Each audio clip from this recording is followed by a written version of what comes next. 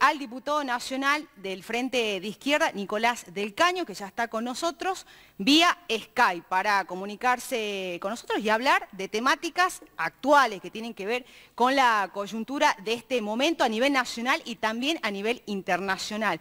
Pobreza, racismo y pandemia. El análisis del diputado nacional Nicolás del Caño. Diputado, ¿cómo le va? Buenas tardes. Vanessa López lo saluda. ¿Qué tal, Vanessa? Muy buenas tardes. ¿Cómo estás? Muy bien, diputado. Bueno, lo acabo de presentar. ¿Cuál es el análisis que hace usted sobre este contexto, ¿no? Lo que ha surgido en Estados Unidos, pobreza en los países latinoamericanos, racismo en Estados Unidos y la pandemia en el medio? Sí, bueno, me parece que un poco la situación a nivel internacional que está cruzada por la pandemia muestra también que esta situación ha profundizado, agudizado la crisis económica que ya se venía manifestando y que muchos economistas consideraban como una crisis muy importante. A Sí. partir de la pandemia, bueno, ha habido una profundización que en Estados Unidos se habla de que podría ser similar a la grave depresión económica de los años 30, es decir, muy superior a la crisis económica del 2008-2009, que es la última gran crisis económica a nivel internacional. Se plantea tanto para los Estados Unidos como para todo el mundo una crisis de una gravedad que sería comparable solamente con la de la década del 30. Tengamos en cuenta que han pedido el seguro de desempleo en las últimas semanas 42 millones de personas en los Estados Unidos, ¿no? Entonces, digo, hay un crecimiento fuerte del desempleo. Sí. Y creo que las movilizaciones que estamos viendo alrededor de la bronca que estalló por el asesinato racista que se hizo con George Floyd, ¿no? Que algo brutal, que todos vimos esa imagen, 8 minutos asfixiando Sí. a George Floyd, que decía, quiero respirar. Bueno, eso desató la furia, no solo en la ciudad de Minneapolis, allí donde se dio este brutal crimen racista, sino también en la gran mayoría de las ciudades. Fíjate también que algo que todos los especialistas están en este momento y analistas están planteando en Estados Unidos, estas movilizaciones, la extensión nacional que tienen estas movilizaciones y demás, solo es comparable con los movimientos de los años 60. Recordemos que hace muy poco hubo en el 2014, en el 2016, inclusive en el 2014 bajo el gobierno de Obama, el primer afroamericano, afrodescendiente que llegó a la Casa Blanca, surgió el movimiento denominado Las Vidas Negras Importan, a raíz de estas manifestaciones contra el racismo y la violencia por parte de la policía, que asesina a personas de color. Sí. Y que luego quedan impunes en un 99,99%, nunca los encuentran culpables, ¿no? Claramente también es un tema de la justicia.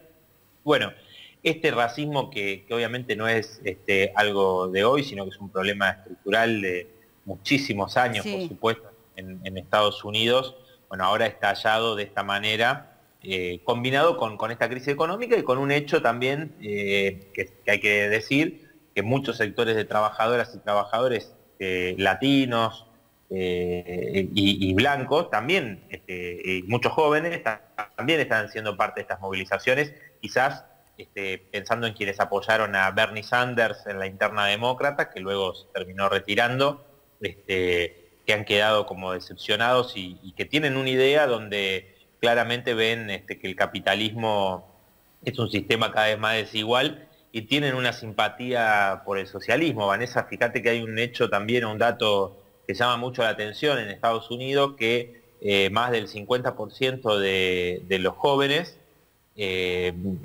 piensan que el socialismo es un sistema superior al capitalismo, ¿no? Es decir, están realmente... Hay otra conciencia social, digamos.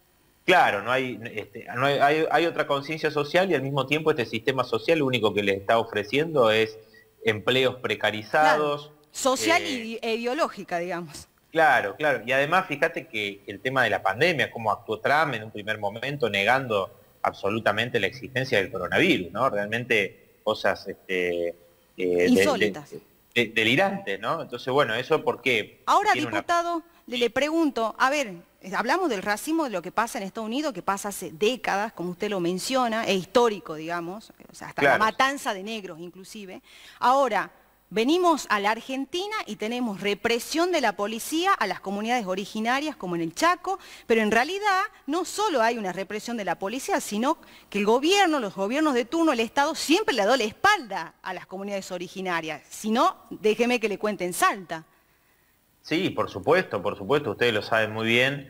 Esto no es una cuestión de un solo gobierno y ni una sola provincia, ¿no? Pero realmente lo que vimos el otro día en el Chaco, brutal, ¿no? La represión a los COM, y esto por supuesto que lo vimos también con las comunidades mapuches en el sur. Bueno, hay un permanente hostigamiento, represión, y además que digo, se los deja totalmente, se los discrimina, y además en una situación que ustedes lo ven allí, ¿no? Con los niños y las niñas de las comunidades sí, con los que mueren que mueren por desnutrición, ¿no? O sea, realmente es una situación de discriminación, de abandono total por parte de los estados y los gobiernos provinciales y los gobiernos nacionales, ¿no? Constantemente. Entonces, digo, nosotros eso hay que ser muy claros, no obviamente el racismo es a nivel internacional, lo vemos además que hoy las movilizaciones que se comenzaron a dar en Estados Unidos y que siguen creciendo, se han extendido, ¿no? Se han extendido a Gran Bretaña, se han extendido a Alemania, ciudades como Berlín, que hace mucho tiempo no veían manifestaciones, o Londres, que no veían manifestaciones de estas características. Bueno, en Francia han resurgido manifestaciones. Yo creo que tiene que ver con esto de que la pospandemia lo que plantea, digamos, es una situación de crisis muy aguda. Fíjate que en Argentina, 1/3 de las grandes empresas, según una encuesta que se publicó, plantea que después del fin del aislamiento va a despedir trabajadores. Es decir, que 1/3 de las grandes empresas, imaginemos lo que son pequeñas, medianas empresas, es decir, la crisis se va a descargar aún más sobre la espalda de las trabajadoras y los trabajadores que están ya en una situación muy adversa, ¿no? Ahora, diputado, ahí le pregunto, y que tiene que ver con lo que usted está diciendo. A ver, 900.000 trabajos perdidos durante esta cuarentena. Explíqueme usted cómo se contiene esta cantidad de desempleados en el país, y estamos hablando de por ahí los registrados, de lo que están en el trabajo informal no tenemos conocimiento a ciencia cierta de cuántos son. Sí, es muy importante esto que vos decís, Vanessa, porque en realidad se toman los datos oficiales, ¿no? Y se cuentan en los trabajos registrados. Inclusive el propio decreto presidencial de prohibición de despidos no contempla ninguna medida para los trabajadores y trabajadoras no registrados. Eso es un problema grande porque son justamente los primeros en ser despedidos, ¿no? No hay ningún tipo de registro en su relación laboral, y bueno, eso permite que las empresas lo puedan despedir con mayor impunidad. Eso no quiere decir que las empresas no hayan despedido trabajadores registrados, incluso teniendo el decreto, ¿no? Todo lo contrario, ha habido muchos despidos. El observatorio que realizan compañeras y compañeros de la Izquierda Diario hoy publicaron una nueva actualización con más de 4 millones de trabajadores afectados, ya sea por despidos o por rebajas salariales, eso, y suspensiones. Eso también hay que tenerlo en cuenta, porque está habiendo, a partir del acuerdo de la CGT y la UIA, promulgado por el gobierno mismo, ¿no? Que permanentemente aprueba estos acuerdos de rebaja de salario de un 25%, a la par que lo subsidia. Entonces, nosotros creo que estamos diciendo frente a esta situación, hay que tomar medidas de fondo, ¿no? Pero para empezar, medidas elementales como un impuesto a las grandes fortunas, que nosotros hemos presentado en el Congreso, el único presentado hasta ahora, impuesto a las grandes fortunas, el que presentamos del Frente Izquierda. Es verdad eso. Que plantea un impuesto no solo a las grandes fortunas, sino también a las rentas de las grandes empresas, las ganancias de los bancos, y plantea recaudar entre 15.000 y 20.000 millones de dólares. ¿Qué permitiría eso? Por ejemplo, que todas aquellas personas que se quedaron sin ingreso, porque son cuentapropistas, trabajadores no registrados que fueron despedidos, etcétera, esas personas podrían, pequeños comerciantes inclusive, que hoy están arruinados, podrían recibir un IFE, o salario de cuarentena, de 30.000 pesos mensual. No ahora que son 10.000 pesos, que tampoco son mensuales, pero digo que ya de por sí es insuficiente, ¿no? creo que todos sabemos que no se puede vivir con 10.000 pesos, ¿no? Creo que está claro. Entonces, bueno, para poder otorgar ese salario de cuarentena de 30.000 pesos hay que afectar a los grandes ganadores de todos estos últimos años, ¿no? Por eso hemos planteado esta medida. Ahora, ¿y qué va a pasar con este proyecto, diputado? ¿Qué va a pasar? Mire, o sea, el proyecto que el oficialismo aparentemente presentaría, porque esto lo vienen anunciando hace 2 meses, ¿no? Sí. Que escuchamos la misma cantinela, pero no hemos, todavía no está presentado el proyecto y toda la semana es como que estaban a punto de presentarlo. Estipula una recaudación de 3.800 millones, muy por debajo de lo que planteamos nosotros, inclusive es inferior a lo que el gobierno pagó de deuda en lo que va de este año, de la deuda que nos dejó Macri, ¿no? Una deuda que es fraudulenta, completamente ilegítima, que no vimos ni un peso las mayorías populares de esa plata, sino que se la llevaron y se la jugaron toda, como el propio informe del Banco Central ha manifestado en las últimas semanas, que emitió este resumen, este informe, y lo tratamos también en la bicameral de seguimiento de la deuda. Bueno, realmente es un escándalo, ¿no? Que se pretenda llegar a este acuerdo para salvar a estos especuladores y que a mediano plazo, bueno, nos estamos haciendo cargo nosotros, ¿no? Entonces, digo, eso por un lado, o sea, tomar medidas de fondo es no pagar la deuda, es avanzar en un impuesto a las grandes fortunas, es nacionalizar la banca, porque necesitamos que exista un banco estatal único